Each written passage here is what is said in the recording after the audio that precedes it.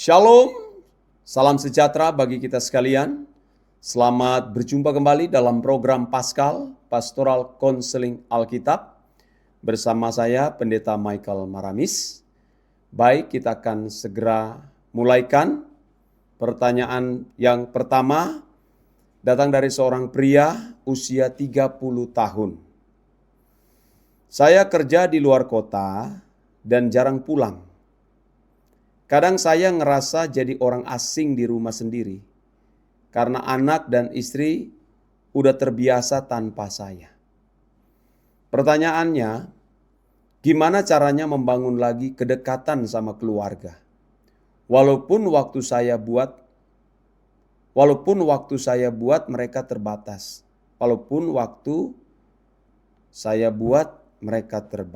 Oh, maksudnya walaupun waktunya terbatas ya.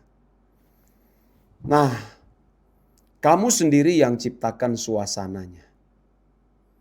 Jangan menunggu istri atau anak-anak yang menciptakan suasana di tengah-tengah keluarga. Ya, kamu sendiri yang harus menciptakannya. Jangan-jangan selama kerja di luar kota, kamu tidak pernah memperhatikan kebutuhan keluarga.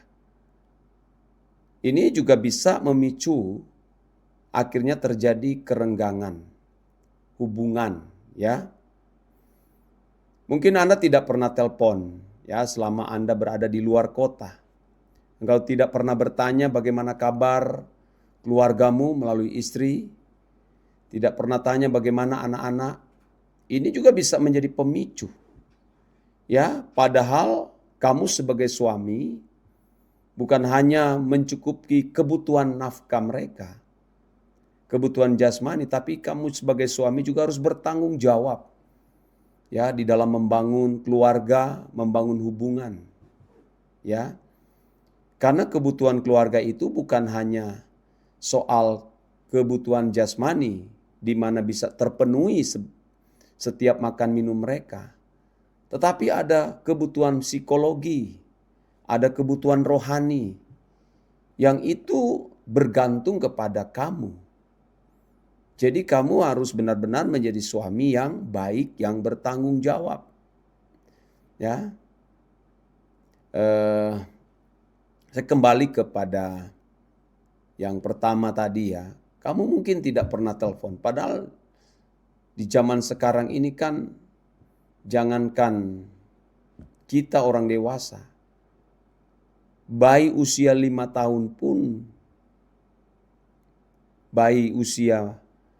tahun pun sudah ada handphone di tangan. Balita maksud saya, bukan bayi, balita. Ya, sudah ada handphone loh di tangan. Apa sulitnya kamu nelpon keluarga, tanya kabar bagaimana, anak-anak sudah makan pagi, siang atau malam, bagaimana perkembangan mereka di sekolah. Kamu tidak pernah tanya, ini yang membuat kamu akhirnya merasa asing, ya. Terjadi miskomunikasi, ya. Jadi ini yang harus kamu perhatikan ya. Lagi pula kamu sebagai suami jangan sampai kamu pelit. Jangan-jangan keluargamu sendiri sudah tidak lagi rukun dengan kamu ya karena kamu pelit. Nah, oleh sebab itu ya kamu harus benar-benar berubah dengan sendirinya ya. Ya, harus berubah. Jangan tunggu istrimu yang berubah atau anak-anakmu. Kamu sendiri yang harus berubah. Nah, saya memberikan sebuah tips kepada kamu. Yang pertama itu ajak komunikasi. Bicarakan baik-baik ya. Mengapa terjadi demikian? Ya. Kemudian rendah hati ya, bersedia mengakui kesalahan di hadapan keluarga. Ya. Kemudian ajak jalan bersama, beribadah bersama dan beri pujian sekalipun hal yang terkecil terhadap istrimu dan anakmu yang mereka telah lakukan, kamu harus berikan pujian atau berupa reward. Dan yang keempat itu Anda harus bersedia dikoreksi. Ya, bersedia diberikan masukan dari keluargamu sendiri. Rendah hati demi menyelamatkan keluargamu, ya. Ini menjadi pesan dari saya buat kamu sebagai saran. Jadilah kepala keluarga yang baik dan jadilah imam yang baik dan papa yang baik, suami yang baik di tengah keluarga. Masih punya kesempatan untuk bisa diperbaharui. Tuhan memberkati kamu, ya. Dan saya lanjutkan kepada pertanyaan berikutnya, datang dari seorang wanita usia 42 tahun. Suami saya orangnya cuek dan nggak terlalu terbuka soal perasaan. Kadang saya capek karena merasa berjuang sendiri menjaga hubungan kami tetap hangat. Pertanyaan, apa yang harus saya lakukan supaya enggak merasa sendiri dalam pernikahan? Padahal saya masih pengen mempertahankan semuanya. Memang membangun sebuah pernikahan bukanlah sesuatu yang mudah, ya. Tetapi itu sudah menjadi pilihan kamu. Kamu sendiri yang memilih dia untuk menikah denganmu. Ya. Mengapa kamu tidak dari awal, ya, kamu tidak salah mengambil keputusan? Tapi sudah terlanjur. Karena nasi sudah menjadi bubur, ya buburnya jangan dibuang, ya. Bubur tetap dimakan, dicampur dengan ayam, rempah-rempah, pasti menjadi enak. Bisa dinikmati, ya. Kamu harus terima konsekuensi dari pernikahan yang telah berlangsung sekian tahun. Ya, jangan sampai memilih cerai. Itu tidak dikehendaki dalam kekristenan. Ya, kamu jalani saja hidup ini bersama dengan pasangan. Kamu pasti bisa menemukan Tuhan di tengah gelombang badai yang kamu alami dalam membangun pernikahan. Ya, temukan Tuhan di situ. Ya, tips dari saya adalah, satu, kamu harus jaga mulut, jangan cerewet. Karena banyak ibu-ibu, wanita-wanita, ya, terjadi konflik dalam rumah tangga, dalam pernikahan hanya karena masalah mulut. Ya, belajar diam, ya. Berhenti kamu mencari kebahagiaan. Ya, karena menikah itu bukan untuk mencari kebahagiaan, tapi memberi kebahagiaan. Ya, kalau kamu mencari kebahagiaan, ada di fase-fase tertentu ketika pasangan hidupmu sudah tidak bisa lagi memenuhi kebutuhan kamu. Kamu bisa berkata, ini rasanya bukanlah tulang rusuk. Jangan-jangan dia tulang rusak. Ini bukan jodohku. Nah, ada banyak, ya, keluarga, rumah tangga yang akhirnya hancur hanya karena, ya, mencari kebahagiaan. Nah, kalau kita anak-anak Tuhan harus memberi kebahagiaan. Tips yang ketiga, kamu cari Tuhan setiap hari, ya. Karena yang mengubah hati manusia yang keras bukan manusia atau kamu sendiri, tetapi Tuhan yang mengubahkan. Yang keempat, kamu tetap harus hidup suci, ya. Hidup suci setiap hari. Tetap menghormati dia sebagai suamimu. Ya, temukan Tuhan melalui proses yang Tuhan izinkan kamu alami. Jangan lari apalagi cerai. Itu tidak boleh terjadi dalam rumah tangga Kristen. Ya, tetap semangat, kamu luar biasa. Ya, maju terus di dalam Tuhan.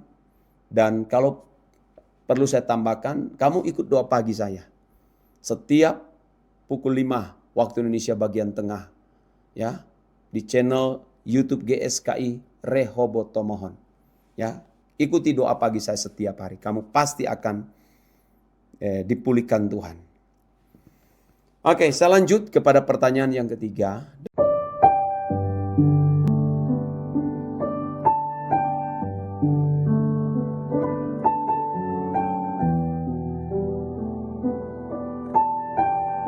Datang dari seorang pria usia 35 tahun. Saya sempat gagal bangun bisnis dan sekarang jadi takut mulai lagi.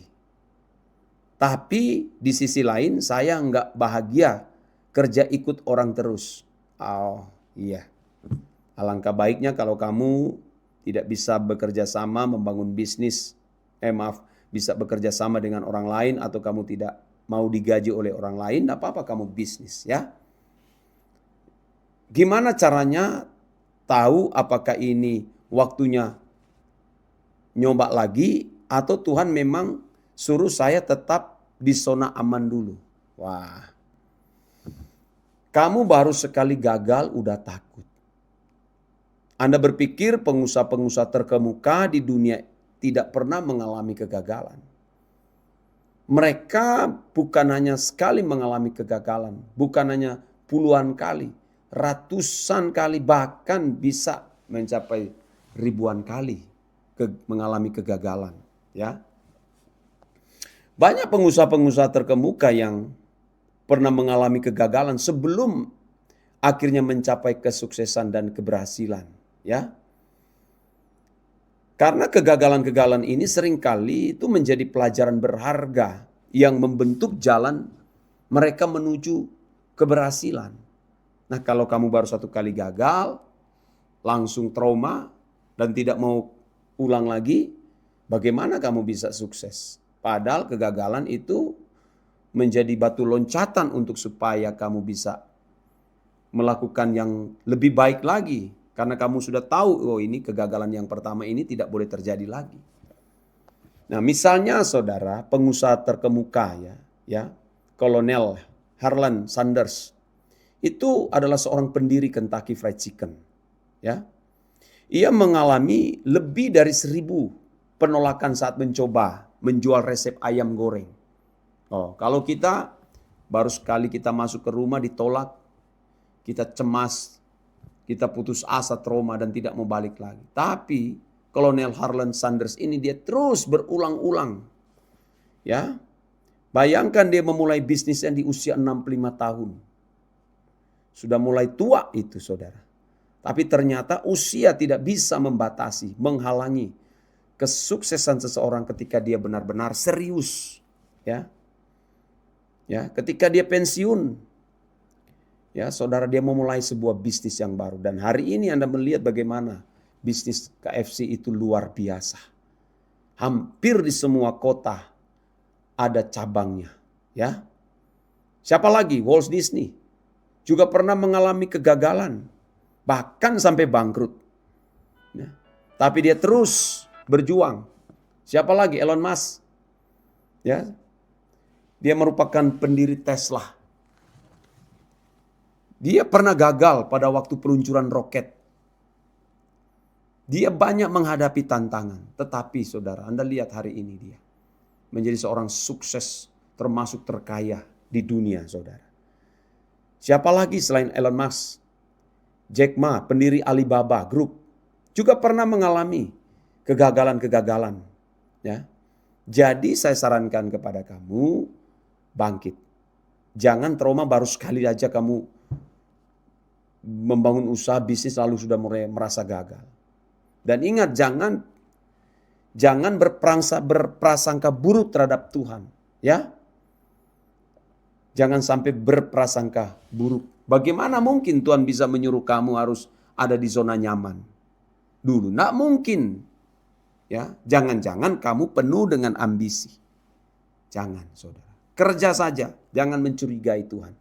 Karena pekerjaan itu juga adalah melayani Tuhan. Nah, Pengkhotbah 11 ayat 6 mengatakan begini. Taburlah benihmu pagi-pagi hari. Dan janganlah membiarkan tanganmu berhenti pada petang hari. Karena engkau tidak mengetahui apakah ini atau itu yang akan berhasil. Atau kedua-duanya sama baik. Bekerja saja, rajin, bertanggung jawab. Ya, Tuhan pasti akan memberkati. Ya, lebih-lebih kamu harus mencari Tuhan dan hidup suci. Pertanyaan keempat datang dari seorang wanita usia 31 tahun.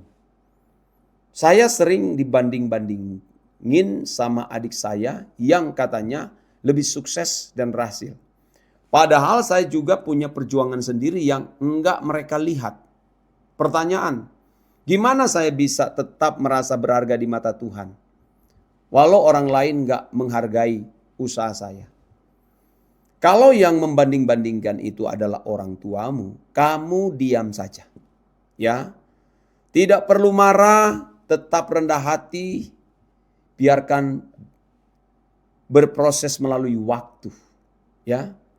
Yang kamu harus kejar bukanlah kesuksesan dan keberhasilan dunia, tetapi kesucian hidup di hadapan Tuhan. Itu yang mestinya kamu perjuangkan. Ya, kamu harus sukses di situ. Sesuai dengan apa kata firman Tuhan kan, carilah dahulu kerajaan Allah dan kebenarannya, maka semuanya itu ditambahkan kepadamu. Nah, tetapi bukan karena itu kita mencari Tuhan, bukan karena supaya kita sukses berhasil, ya, bukan karena itu lalu kita hidup suci. Ya, apa artinya kamu memiliki seisi dunia ini, tapi jiwamu binasa? Tidak ada artinya. Jangan iri dengan orang yang lebih sukses dari kamu. Sekalipun itu saudara kandung, jangan pernah iri. Ya, kamu harus maju terus. Tetap lakukan pekerjaan baik di mata Tuhan. Dan ya, cari pujian Tuhan bukan pujian dari manusia. Karena pujian manusia itu semua rata-rata palsu. Ya, tidak membangun iman, tapi carilah pujian dari mata Allah.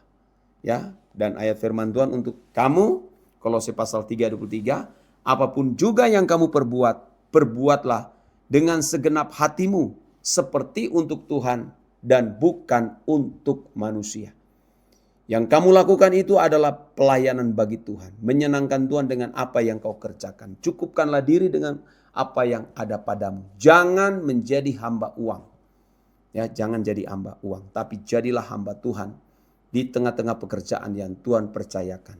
Dan jangan kamu banding-bandingkan pekerjaanmu dengan pekerjaan saudara kandung atau siapapun dia. Ya, itu pesan saya. Tuhan memberkati kamu luar biasa. Dan pertanyaan selanjutnya,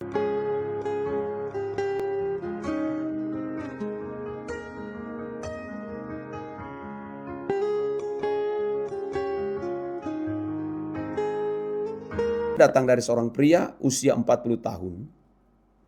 Saya punya anak remaja yang mulai susah diajak ngobrol dan lebih sering pegang HP daripada dengerin orang tua. Kadang saya bingung harus tegas atau harus sabar. Ya, harus tegas atau harus sabar. Gimana cara jadi ayah yang bisa tetap dekat sama anak tanpa bikin dia makin menjauh? Memang ini sudah zamannya. Ya. Jangankan anak remaja, anak-anak usia 1, 2 tahun, 3 tahun, 4 tahun, 5 tahun sudah punya HP di tangan mereka masing-masing. Ya. Memang sudah tidak bisa dibendung perkembangan teknologi hari ini. Nah, caranya adalah bangunlah hubungan yang baik dengan anak secara konsisten. Ya. Berikan pemahaman yang benar dan coba libatkan anak di berbagai kegiatan, misalnya kursus. Kamu kasih kursus anakmu. Ya. Kasih kursus, entah kursus matematika, kursus bahasa Indonesia, bahasa Inggris. Atau juga bisa melibatkan dia di sanggar. Ya. Di sanggar. Atau semacam olahraga. Ya, kalau kamu melibatkan anakmu di berbagai kegiatan, dengan otomatis, secara otomatis dia pasti akan berkurang menggunakan handphone.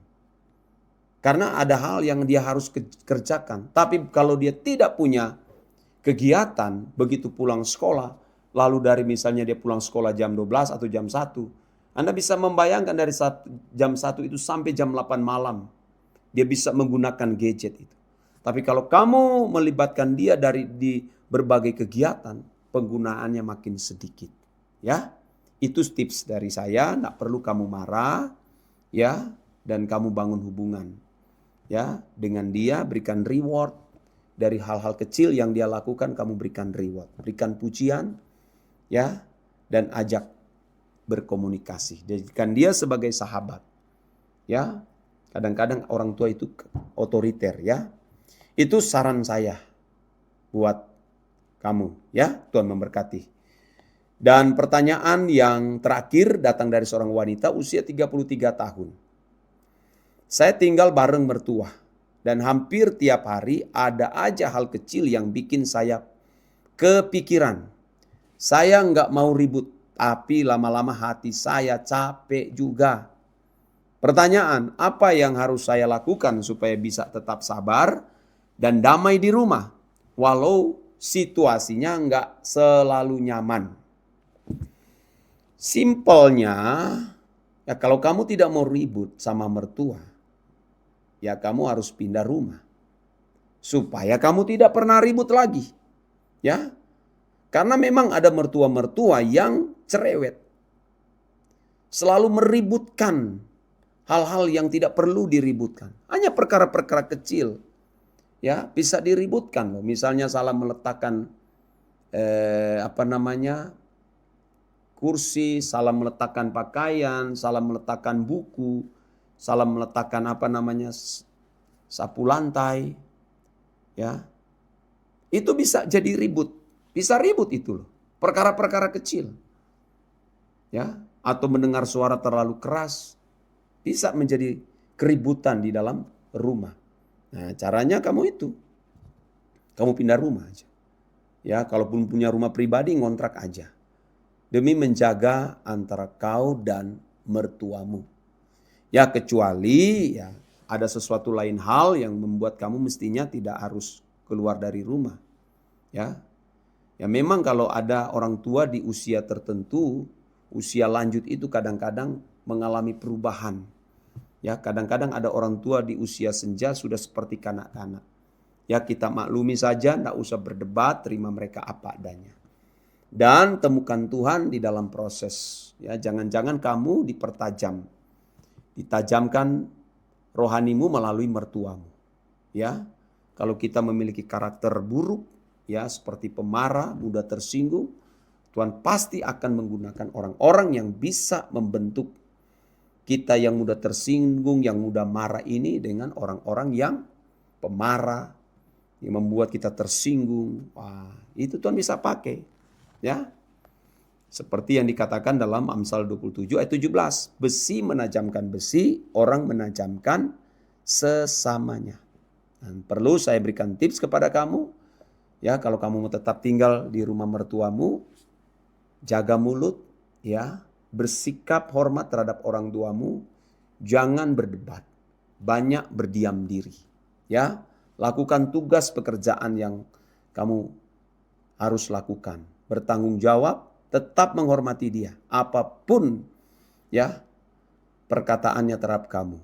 Ya, berikan teladan.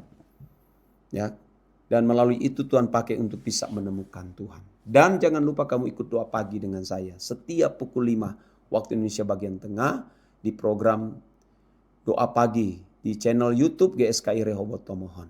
Ya, ini yang dapat saya sampaikan buat kamu. Tetap terus berjuang, ya hidup suci, hidup kudus dan berusaha berkenan kepada Tuhan.